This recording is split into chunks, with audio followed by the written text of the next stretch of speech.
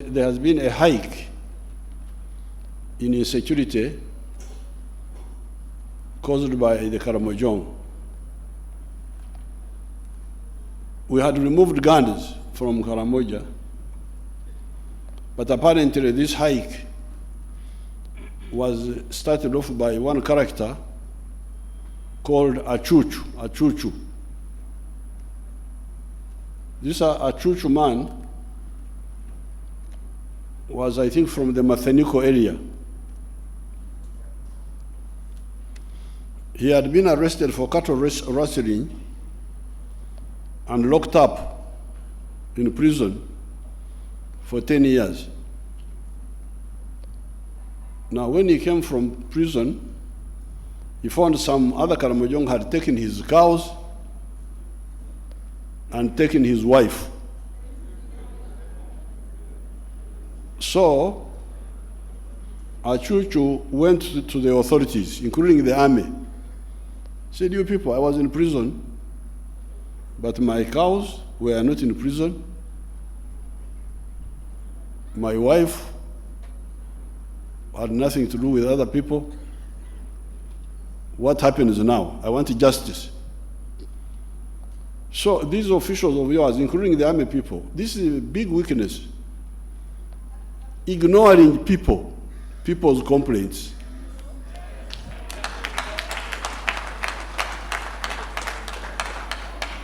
I'm not justifying the actions of these people, but also you should do your work. Like in this case, I don't see, in fact, I will trace back, find out the RDC who was there, I go for him or her. Even the army people who were involved, I will go for them. Why do you hear a Mwananchi's complaint and you don't deal with it? What are you there for? So then you know how confused the Karamoja are.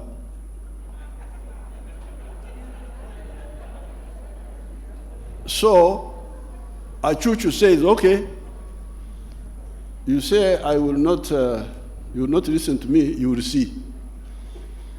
He goes to Kenya and makes an alliance with the Turkana and comes and attacks some place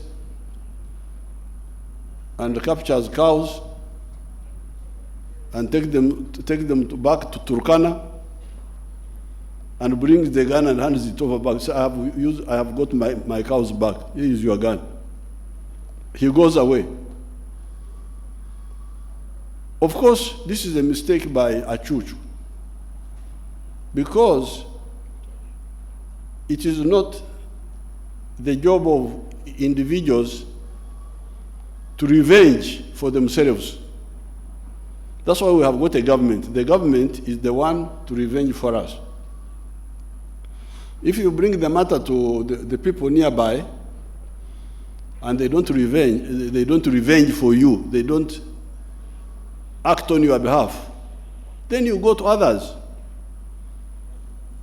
I have got grievances of 50 years. Idi Amin people, the UPC people came and destroyed my mother's house at Rwaikitura. They killed many of our people, but I have not revenged.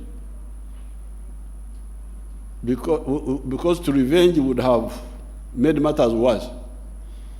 I had to look for a better solution, which was to organize and get rid of Idi Amin and get rid of UPC and do things better. Otherwise, if we are to just revenge personally, then we shall have no solution. So the Karamoja must get out of that habit of wanting to revenge for themselves. You insist on your rights. They may not listen to you, the RDC may not listen to you, the divisional commander may not listen to you, but keep talking, and we shall, the whole system cannot fail to hear. Like the man from Katikekere, Mzee Oramutore, he had his issues. Some people had mishandled, taken his cows. Eventually we compensated him after a long time. We are now talking of compensating the people who lost cattle in Teso, Lango, Acholi. It has taken many years, but eventually we are doing it. So this is we need to really talk to, I want to go and talk to the Karamoja. Say, this business of taking the law in your own hands must stop, because it does not solve anything. Because the money we are now using to hunt the cattle rustlers could be turned into cows, and all the Karamoja would get cows. If you calculate the fuel of the army, the aircrafts, the ammunition, the food, all that money, if it was not squandered in operations, it would actually solve the problem of cattle compensation in the whole of the Northeast, including Karamoja. So here, we need to logically disarm our people in Karamoja. This business of personal revenge is a mistake. It is not necessary. You are wasting time. And many times, people die there, not only wasting resources, even people die. So anyway, when Achuchu started the raid, then there was counter raid, because that's how it starts. Raid, counter raid, raid, counter raid, raid, counter raid. Completed. And also we're in touch with Kenya to arrest all those people who have been killing our people. Like the ones who killed the geologists, they must be arrested.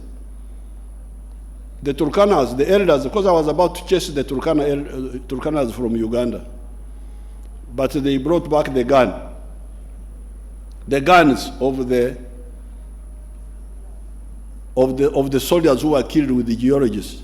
They brought them back. So I said, no, the guns are not enough. You must bring the ones who killed the people. And they will bring them. If they don't bring them, I will chase all these Turkanas who are here.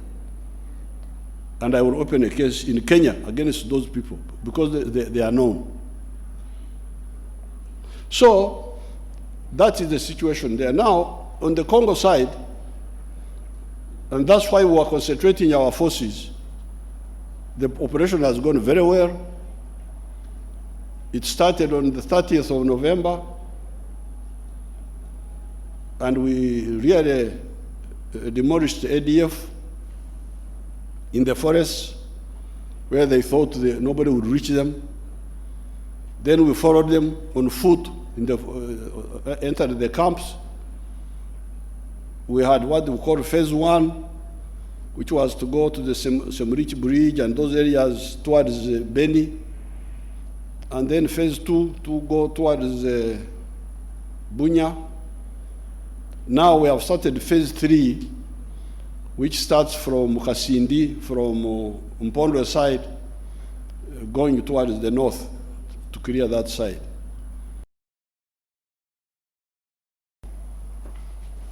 Now, the issue of high prices. The reason I wanted to be briefed first was to know all the items that have gone up. From what I have been gathering, the items that have gone up most have been, first of all, materials for making soap. This is palm oil or tallow. That one went up. Then you had fuel, petroleum. It went up. Then I hear there is a danger of fertilizers also going up. When I read the get all the information, I will have a clearer picture. But what happened was the following. When we had Corona, the service industry in the world collapsed. Tourism, hotels, air transport, everything collapsed. So it seems, because when you have got hotels, use more soap in the hotels. If you have got schools open, use more soap in the schools. You use soap in the homes, but also in the schools. Then, now, if they all collapse, the consumption of soap goes down. And because it has gone down, I think the producers of the raw materials for soap either go bankrupt, because many companies went bankrupt. Many companies in the world just went bankrupt. For instance, I know we had a textile maker who was trying to come here to use our textiles. He had come from China to put his factories here, because the prices the wages in China were going up. So they were looking for where there was stability but lower wages. And he had come here. He was a very rich person. But when I checked, his company has collapsed. Why? Because of Corona, people are no longer going in the supermarkets to buy clothes. So those companies, which were based on supplying what they call supply chains, all collapsed. The supermarkets collapsed. The companies collapsed. Now, they started ordering online, what they call ordering online. So it is the groups which were supplying food and things online that survived. So when Corona now has sort of reduced, the economy has opened. The demand is high, but the suppliers are few, because they had collapsed, I think. This is the issue of soap, for instance, if you take that. Now, but of course, this is partly also the fault of the structure of the society in Uganda. Because the NRM, these fellows from the bush, have been begging Ugandans to always build our own capacity. That's why we started the palm oil project in Karangara. We didn't want to go on importing soap. We didn't know that there would be Corona but it was just our doctrine. Why do you kusaka? Kusaka, the people who speak Bantu dialects, you know what that means. Huh? Do you know what that means? Kusaka, to buy food from others instead of you growing the food yourself. In Ankole, the homes which kusaka are regarded as lazy homes, homes which are not of hard workers. So our doctrine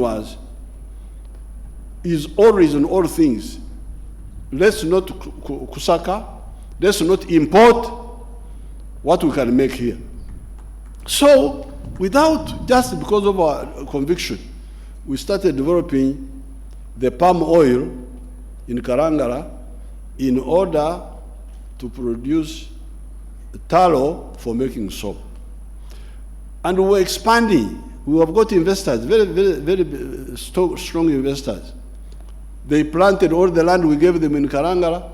They wanted more land, but big war now on the land. I gave them land in Buvuma. It was contested.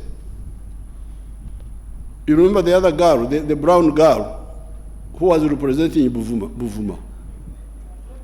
The girl called Egunyu. Yes. Oh, what? Oh, but you are misleading those people. So, Buvuma, the palm oils have never taken off. Compensation, I don't know what. But if you are a Ugandan, even if the government has no money to compensate, why, if you know this is important for your country, why can't you say, okay, you start when you get money, you will compensate me? Why can't you do that? But everything is a struggle.